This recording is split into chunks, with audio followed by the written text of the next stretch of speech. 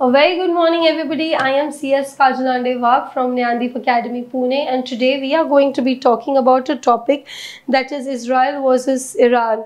So, as we all know, as we are all aware of, this has been going a lot in the news of late.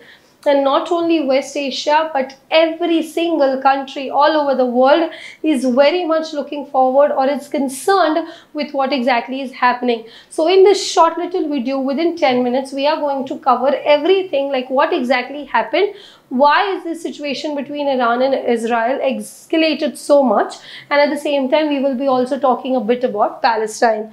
So let's go ahead. The first thing, Iran and Israel.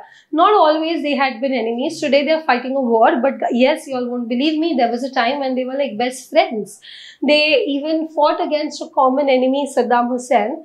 In fact, Iran was one of the first few countries who recognized Israel as a separate independent country, who recognized their different identity. They even had shared pipelines. They were like very good when it came to international relations amongst them. But unfortunately, after 1979, their diplomatic ties ended when there was a change in power, when there was a change in their leadership. I wouldn't confuse you all a lot with the names, but the names have all been given here. So when there was a change in this leadership, Israel was declared as the enemy of Islam, or also called as Little Satan. Now, what do you mean by Little Satan? It means an evil, it means a shaitan. So this is what Israel was termed as. Now, if we talk about Iran, Iran is generally a Shia Islamic country. And if we talk about Israel, Israel is predominantly a Jewish country. And there have been many ideological and religious differences after some time. And that is why one of the reasons that their relations are not great. Also, if we talk about Palestine, if we talk about Hezbollah in Lebanon, they are nothing but Israel's enemy. And Iran has been a staunch supporter of these people. So this is also taken as a threat. Next, what are the recent events that have made Iran and Israel so thirsty of each other's blood? So if we start with 2018, no, such a war doesn't happen in one day. We all know it saturates, and there comes a point when when violence is opted and when all the diplomatic ways are ended. So this is what happened. But let's just see the series of events. In 2018, US, it withdrew from the Iran nuclear deal, which the Israel literally praised. They were like, oh wow, the US had made a great decision. So Israel praised them. Now obviously Iran did not like it. After, again in 2020, there was a UN drone strike which was done in Baghdad, and it killed the Soleimani leader. He was an Iranian military commander, a very well-known famous commander. He was an Iranian, so obviously Iranians were angry, but Israel was happy. Israel supported this cause. Again, in 2023, if we talk about Hamas, Hamas launched a missile attack on Israel. As we know that Hamas, this has been going on since last year, exactly a year now, October. We will be seeing a bit about Hamas also, so that you all get a clear idea of everything that is happening Ajubaju of Israel. Okay, so yes, when Hamas attacked Israel, everybody knew that Iran is backing up Hamas, because without their backup, it is not possible for Hamas to do something like this. So Iran does give a good support to them. Now, again, there was a Red Sea crisis, which was recently in the news. Now, what is the Red Sea crisis? There is a Houthi group. It is from Yemen. Okay, don't get confused with the names. Just remember, there's a Houthi group. And the route of Red Sea is very important for trading purposes. And it is used by Israel and many of its allies, including the USA also, for passage of their goods and, the supply chain maintenance. So this group, Houthi group, it targeted the ships, and that caused a Red Sea crisis because there was disturbances in the supply chains. They did not let the ships go ahead easily as they usually do. So again, Iran was behind this, and Israel was obviously not okay with what is happening. Now, the main point came when the Iranian embassy in Syria that was attacked. and of course Iran doubted that it is nobody else but Israeli airstrikes that have done this. So Iran was really angry, and in April this year, please mark this, in April 2024, there was an escalation directly, because in April 2024, Iran got irritated, they got angry, and they directly attacked Israel. There was a huge ballistic missile attack that was done. Now, we will talk about the latest, that why is it in news of late.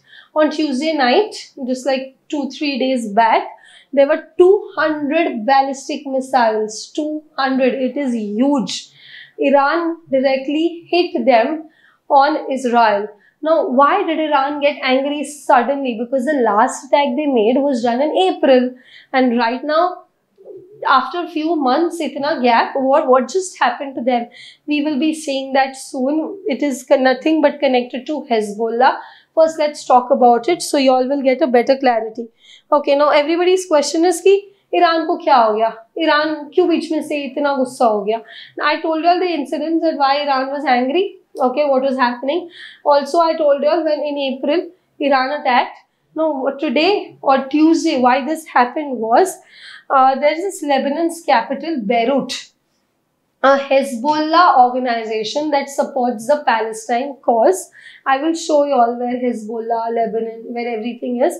You all will get a better clarity. Let me just show you in the map. Okay, so see, this is Israel. I'm not sure if you can clearly see this. The strip is the Gaza Strip. Okay, this is Lebanon. Hezbollah presence is here, and Palestine presence is near the West Bank and here. Okay, this is Syria. So this is important from our PPT, our topic point of view. Now, as I was talking about, Israeli, they are very good with their air defense. Okay, so there was an air strike where Lebanon's capital, Beirut, because Hezbollah again has been attacking Israel. Israel has been attacking Hezbollah. They have complete different ideological perspectives. They've always been rivals since a long time. So they were attacking each other. And because of this air strike, everybody, even the allies and even Iran was irritated, but also everybody else was putting pressure on Iran. Now that it's high time, you need to react. So finally, on Tuesday night, there were 200 ballistic missiles that directly attacked Israel. But Israel's Iron Dome, which we also call it as a strong air defense system, everybody in the news calls it as Iron Dome. It intercepted almost 90 to 99% missiles. Only few were hit, that to southern Israel. And it was Iran's second such attack after the April attack. Now, what is this whole Iron Dome? It is an air defense system. Israel is excellent. Israel is very good when it comes to their air defense system. It has the capacity of percepting if 100 missiles are hitting Israel, out of them 90 to 99 will be killed there and then. They won't affect, they won't influence the ground. So this is what the air defense system is, the Iron Dome. It protects Israel. So this also protected Israel when Iran attacked them. Also, if we talk about Hezbollah, there have been a lot of strikes, air strikes by Israel on Hezbollah. It's still continuing because first they wanted to kill the chief, they killed the chief, and it's still continuing. But even the Hezbollah is not quiet. Hezbollah is also attacking them. In fact, they even recently they attacked Israel capital, Tel Aviv. So none of the parties are ready to take a back step. So this is what happened between Iran and Israel. Now it dates back to certain Palestine issues, which we will see in brief, because again, this has been happening since 1 year. Now we talk about Hamas. It is nothing but an organization that supports the Palestine cause. Okay, so I hope Iran-Israel is clear. Now let's talk about the Israel-Palestine issue. So today, Israel is mostly Jewish, as I mentioned, but in the 19th century, Israel had almost 87% Muslims, there were 10% Christians, there were 3% Jews, and everybody lived with each other in good harmony. In fact, the Christians and the Muslims, right now they are minority, but that time they were not. Later, there was an idea that was propagated that because at that time there were very less Jewish people, so let's just divide Palestine into two. The idea of Jewish homeland in Palestine for the Jews. So obviously the Arabs that were there in Palestine, they were opposing this. They were like, Palestine will not be divided, because if Palestine gets divided, it will be divided into, let's consider the Jews and the Arabs. So it will be divided like this, the entire Palestine. And they felt that if this is divided, these people will dominate. So the Arabs will have to be under the Jews. It is a threat to their identity. So that is why division of Palestine was always a contention bone.